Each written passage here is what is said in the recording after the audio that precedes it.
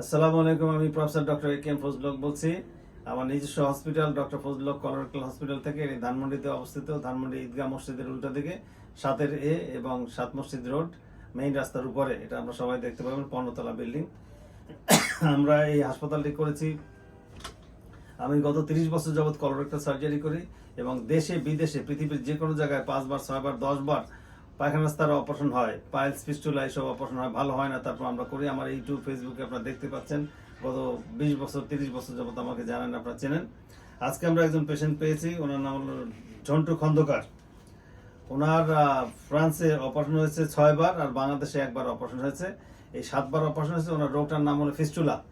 তো ওনার এখনো ভালো হয়নি, ওনার 100% ফিস্টুলা রয়ে গিয়েছে। আমি আবার করব, আবার করলে 100% উনি ভালো হবেন ইনশাল্লাহ। আমি করলে ভালো হবেন এটা নিশ্চয়তা। গত 30 বছরে আমি অসংখ্য রোগীর অপারেশন করছি, বাংলাদেশের প্রত্যেক ঘরে ঘরে আছে। দেশ বিদেশের 8 থেকে 10 বার অপারেশন ফেল করা রোগীর আমরা করছি। এই নিশ্চয়তা না, এটা বাস্তবে আমরা প্রমাণ করেছি অতীতে গত 30 বছরে। তো আজকে ওনার মুখ থেকে শুনবো। ঝন্টু খন্দকার, আসসালামু আলাইকুম। ওয়ালাইকুম সালাম। জনাব, আপনার দেশ কোথায়? দেশ মুন্সিগঞ্জ। মুন্সিগঞ্জ। আপনার বিয়ে করেছেন? জি। ছেলে মেয়ে আছে? এক ছেলে আছে। তারা কোথায় থাকে? মুন্সিগঞ্জ থাকে। মুন্সিগঞ্জ থাকে। আপনি থাকেন কোথায়? আমি থাকি ফ্রান্স, প্যারিসে। ফ্রান্সে কত বছর ধরে আছেন সেখানে? ফ্রান্সে বিগত 15 বছর ধরে। 15 বছর ধরে আছেন সেখানে। কি আপনি মানে রেগুলার, মানে আইনসঙ্গত? আইনসঙ্গত রেগুলার। আচ্ছা, গুড গুড। তাহলে ফ্রান্সে আমি গেছি অনেকবার, প্যারিসে গেছি, তারা আরো সব জায়গায় ঘুরছি, অত্যন্ত ভালো জায়গা। তা আপনার কি কি অপারেশন হয়েছে একটু বলেন, যদি আপনার কয়বার অপারেশন হয়েছে বা কিছু আপনার জনগণ শুনতে চায়।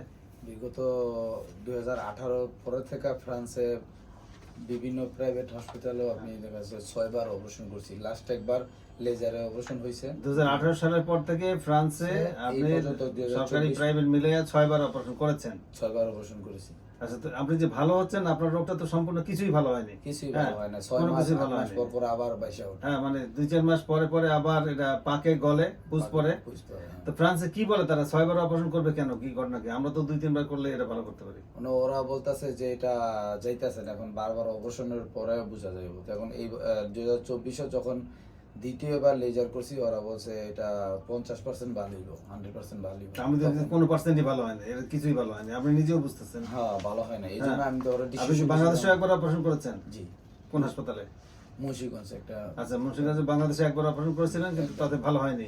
তো মোটের উপর আমরা দেখতে পাচ্ছি 7 বার অপারেশন করছেন, টোটাল 7 বার। তো এখন আপনার পায়খানা রাস্তা মাঝে মাঝে কয়েক মাস ভালো থাকে আর এরপরে পাকে গলে পুষ পরে ব্যথা হয়। জি জি। কি কি হয় সেটা আপনি একটু বলেন। এই পাকে গলে ফুলে ওঠে, তারপরে শরীরে জ্বর আসা পরে, শরীরে জ্বর আসে, ব্যথা করে, তারপরে পুষ বাহির হয়ে গেলে একটু আরাম লাগে।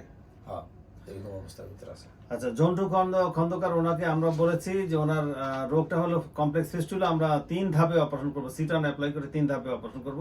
এবং এটা আমি দেশে বিদেশে আমেরিকাতে পৃথিবীর বিভিন্ন জায়গায় লেকচার দিয়েছি যে সিটান অ্যাপ্লাই করে 3 বার 4 বার ধাপে ধাপে অপারেশন করে রোগীগুলা কি করে ভালো হচ্ছে।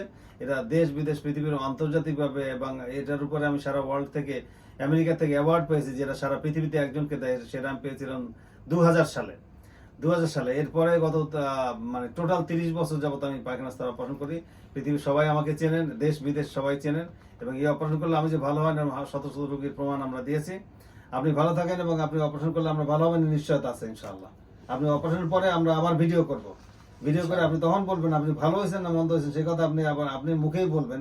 যে আপনি যখন মনে করেন যে পুরোপুরি ভালো হয়েছেন, তখন আমরা আবার ভিডিও করব, ভিডিও করে আবার জানাবো লোকজনকে আপনি ভালো হয়েছেন কিনা। ভালো থাকেন। আসসালামু আলাইকুম। ওয়ালাইকুম সালাম, ধন্যবাদ। Bye bye.